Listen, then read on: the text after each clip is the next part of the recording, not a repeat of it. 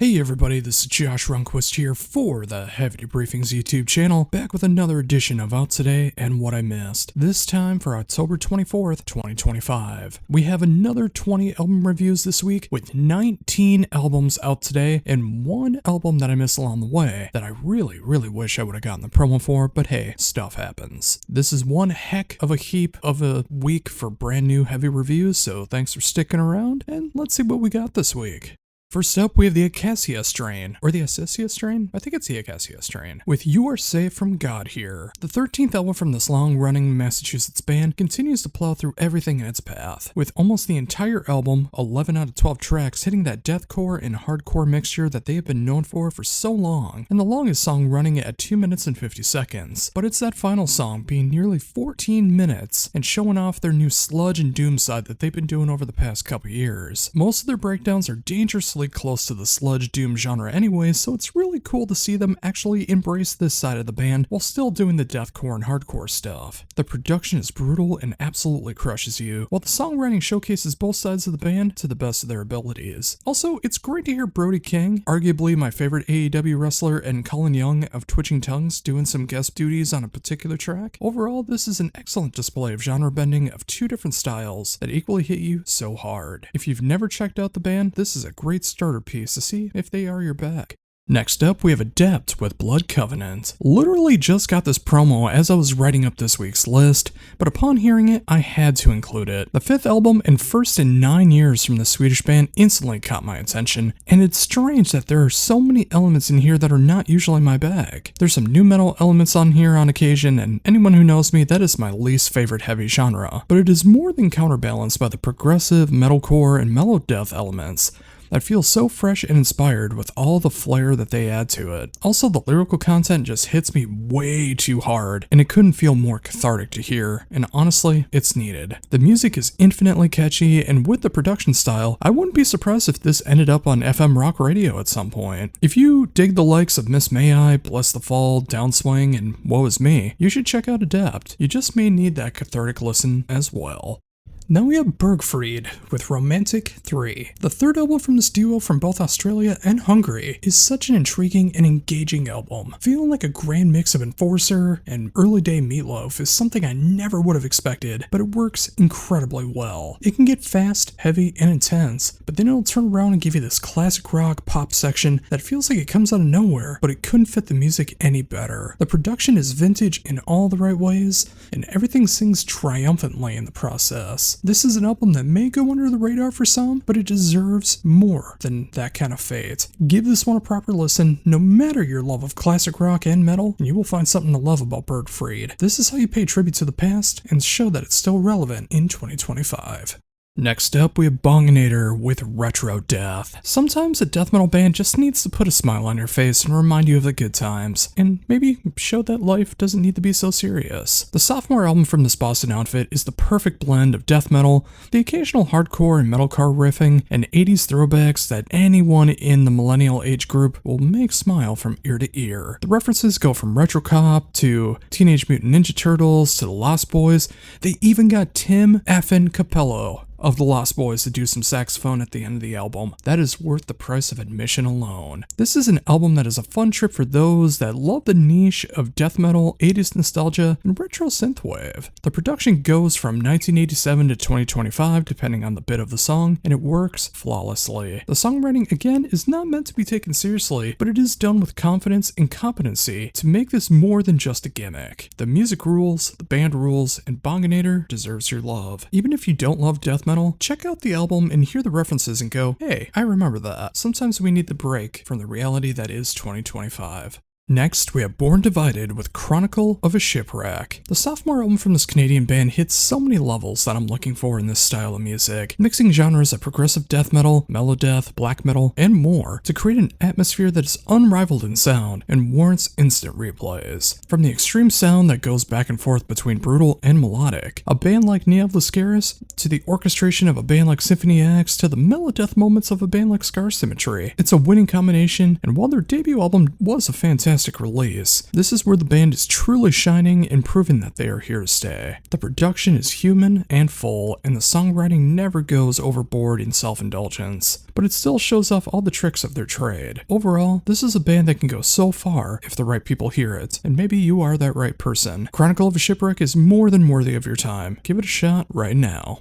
Now we have Conjurer with Unself. 3 albums into this UK band's career, and they may have made the best album of their career. The band is so vast and expansive, showcasing what the band has been working towards since 2014, but adding in some exciting herbs and spices into the mix to make this album, even after repeated listens, feel fresh and inspired, and you never truly know where the music is going. This is also by far the band's most mature album to date, hitting topics of self-awareness and feeling alone in the world that can only be achieved by self-realization. Production hits so hard and it lets you hear every level on display, and the songwriting, while grand in scope, is a rewarding experience for those who can appreciate the more extreme ends of these genres. Feeling like a mix of Cult of Luna, Primitive Man, and Conan, Conjurer is growing year by year and showcasing these genres in a way that can only come from authenticity. If you want a hard but necessary look in the mirror, check out Unself and prepare for sonic introspection. Now we have Dayseeker with Creature in the Black Night. Making 7 albums in 12 years is no easy thing to achieve, but somehow this Orange County band has found a way to not only progress their sound, but get better every step of the way. While the music won't be for everyone who checks out my list, this is for those who want earworm after earworm, done with a fantastic display of genre bending. Mixing the 2025 sound of modern metal, the 2000 sound of post-hardcore, and on this album some 80s synthwave aesthetic is a combination of sound that can satisfy so many needs and make you want to listen time and time again. While the band has been heading in this direction for a while, this is easily the band's darkest album, dealing with death, mental struggles, and full horror aesthetic that gives the album a super catchy feel, but again, feels so dark. The production is slick and polished, and the songwriting is left with no fat on the bone. Seriously, the longest song on here comes in at only 4 minutes and 7 seconds. The average song is around 3.5 minutes. This is an album that will go by fast, but will make you want more. If you dig bands like I Prevail, Bad Omens, Awaken I Am, and We Came as Romans, you will love what Dayseeker has to offer. Even if not, you should still give it a proper listen and see if it's for you. It only takes one band to open up a new genre for you, so why not try Dayseeker?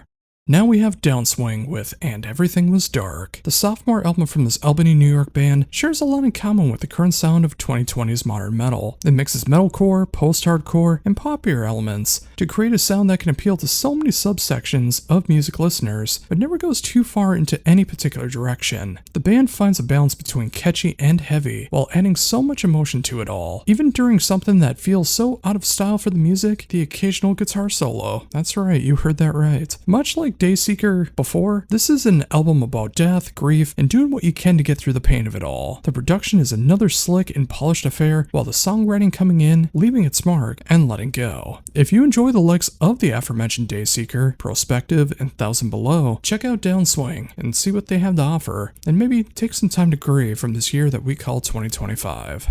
Next, we have Elettra Storm with Evertale. It's only been 1 year and 3/4 since the release of this Italian power metal band's debut album, Power Lords, and you can already hear how the band is maturing and become even stronger of a band. The band feels like it's focusing even harder on the hooks, melodies, harmonies, to create the best sounds possible. The dual vocals are much more prominent here and showcase both vocal styles amazingly well. The production style hits you like a ton of bricks and knows when to clobber you with sound and when to scale back. The songwriting is again matured, but that doesn't mean the power metal charm is gone. It is here in full effect and it hits you on all levels.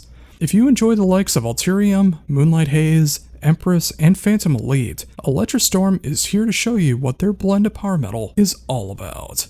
Now we have Glasya with Fear. While there have been some great symphonic metal albums that came out this year, it still feels like a dirty genre that others want to steer clear of for a more modern metal sound that a lot of former symphonic metal bands seem to do now. I always appreciate it when a band stays symphonic, and that stays true in 2025. And Glasya proves with their 3rd album that this genre is still here to stay. Finding a way just to get heavy enough as a band like Epica, the grandiose sound of Nightwish, and the catchy as Early Day Within Temptation sound, it's a winning combination for those who enjoy this. The production is rich and full without losing anything in the process, and the songwriting hits everything you love about symphonic metal, but still adds its own little charm to it. Overall, this is how symphonic metal should be done in 2025, and it only gets stronger as the band grows. Never fear, Glasya is here. Sorry, I had to do an underdog reference here. I just wanted to leave things with a smile if you catch the reference.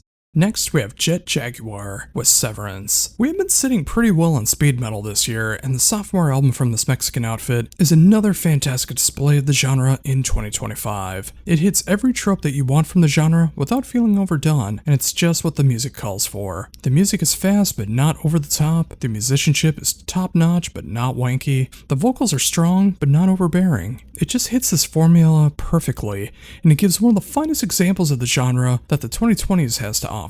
If you dig Skullfist, Enforcer, and Elm Street, Jaguar has everything that you need and more. The world always needs more speed metal, and I'm happy that this band is here to deliver a fun and fresh take that all of us need. Next up is Nine Treasures with Seeking the Absolute. It's not too often I get to cover Chinese bands on here, but it's cool when I get to, especially when it's a band like Nine Treasures, who makes such fun and authentic folk metal that gets catchier the more you listen to it. The fifth album from this band continues the path that they have forged in creating Mongolian folk metal that has true instrumentation of the style, vocal melodies that you can sing along to even if you don't know Mongolian, and an atmosphere that would be incredible to experience live. It's a bit hard to kind of compare this band as I'm not up to snuff on my Mongolian folk metal, but if you dig bands like Tengar Cavalry, Korpiklani, and Whispered, I think you'll find something to love here about Nine Treasures. It's a musical treat that is more than worthy of your attention.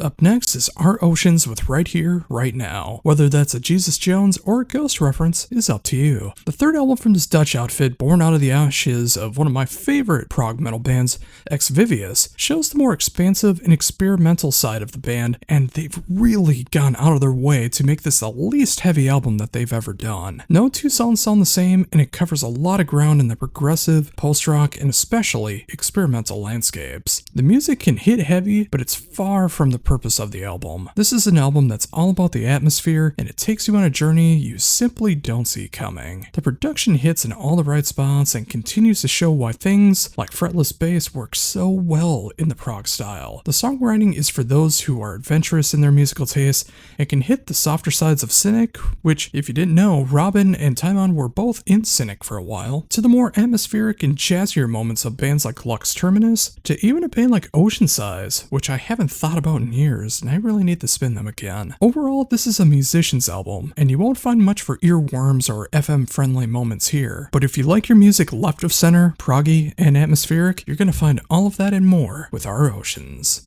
Next up is Psychonaut with Worldmaker. The third album from this Belgian post-metal band hits the spot for those who are looking for some nuanced post-metal. The band knows how to play with a power that needs to be heard to understood, knowing what to play and what not to play to be effective, making the songs that tug on the heartstrings time and time again. The production is perfection for this style, and the songwriting can go anywhere from calm and comforting to technical and heavy to atmospheric and grand before you even realize it. It's awesome to hear a band who can channel as much of the ocean as it does Mastodon, as it does even a band like Textures. It's a phenomenal display of what can be done in post-metal and will leave anyone who checks this out wanting more. Seriously, give this one a shot. Now we have Ronnie Romero with Backbone. The second original studio album and fourth overall from this legendary frontman packs quite the punch for everything in the classic territories of rock and metal, but updated for 2025. Romero's vocal ability is impeccable, and that continues to shine here with some incredible music backing him up. Said music hits just enough of the hard rock and metal territories, no matter your style of heavy music. You will find something to enjoy here. The production is human and leveled in a way where you hear everything, and it sounds so pleasing to the ears. The songwriting is of that late 70s, early 80s sound, but done in the right ways, feeling like a great balance between Vandenberg and Rainbow, which he has totally perfected over the years. If you have ever dug Ronnie Romero and you want to see what he's all about, this is a great starter album if you're not initiated, but also if you're a longtime fan, you need to check this one out. Sometimes that's exactly what you need. Now we have Scorching Tomb with Ossuary. The debut album from this Canadian death metal band is far from reinventing the wheel, but they don't need to either. This is pulverizing death metal done in the right of ways, and they know when to show off and when just to write a solid riff that'll be stuck in your head for days. The production is simply killer for the style, and it pounds away. The songwriting feels old school, but done in the right way. But there's more than enough modern nuances to make the music more than just a clone. It's 8 songs, 28.5 minutes, and a gory-filled good time. I simply can't sell this album better than that. Go check it out. Next up is a band name that I think I'm going to get wrong, but I am going to give it my best shot. Shiraz Lane with In Vertigo. The 4th album from this modern AOR band is for a particular subset of people who want to check out my reviews. This is not for everybody, but hear me out. I can already say that the vocals will not be for everyone, and they are an acquired taste. Thankfully, they fit my taste, and I really think they fit the sound. This is the AOR and melodic rock genres if they were invented in the 21st century. There's everything that you'd expect from the genre, but there's so much more experimentation going on here. No two songs sound alike, and it's from the chord progressions that you don't normally hear, to the left of center genre bending, to moments that'll make you turn your head in befuddlement, but it's also done in a good way. The production is exactly what needs to be here, and the songwriting, while experimental, has no fat on the bone, and every note played here has a purpose. The closest comparison I can make is a band like Reckless Love, but if you also enjoy the likes of Crazy Licks, Treat, and Santa Cruz, give this band a proper shot.